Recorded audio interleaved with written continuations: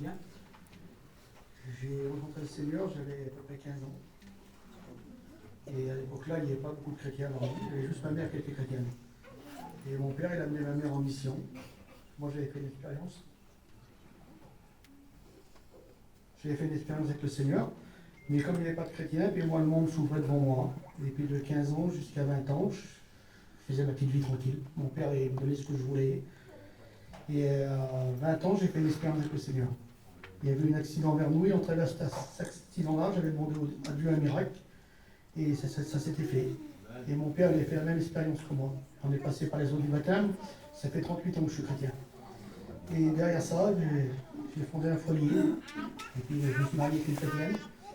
Et j'ai merci à Dieu parce que mon foyer, ça marchait très bien. Ma famille, avec les parents, tout allait bien.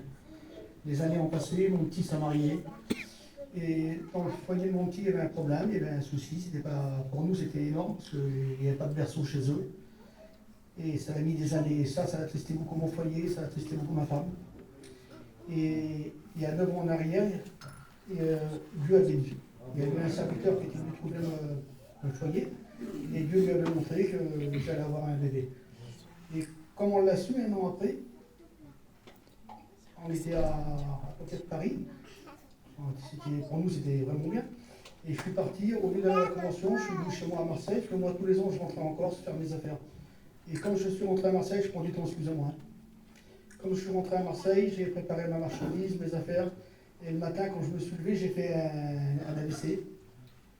Et puis, moi, avec ma femme, ils m'ont amené à l'hôpital. Et du matin à 9h jusqu'à 2h de l'après-midi, j'ai fait 3 AVC. Je me suis retrouvé paralysé complètement.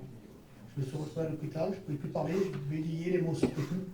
Et je me suis trouvé complètement tout un côté qui ne marchait plus.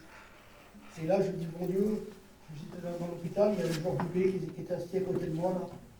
C'est déjà un homme qui est rassurant, Georges, comme Georges, on connaît Georges, hein. Mais même qu'il était rassurant, c'était pas le Seigneur.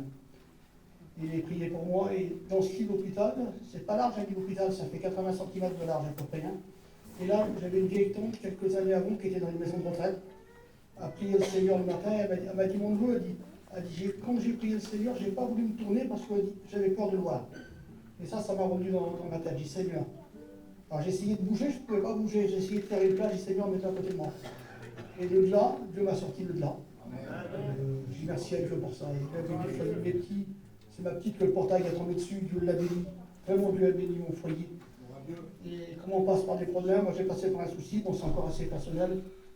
Et j'avais vraiment du mal à me rapprocher du Seigneur, mon foyer avait besoin. Et c'était vraiment le Seigneur a béni mon foyer. Je dis merci à Dieu et que le Seigneur vous bénisse.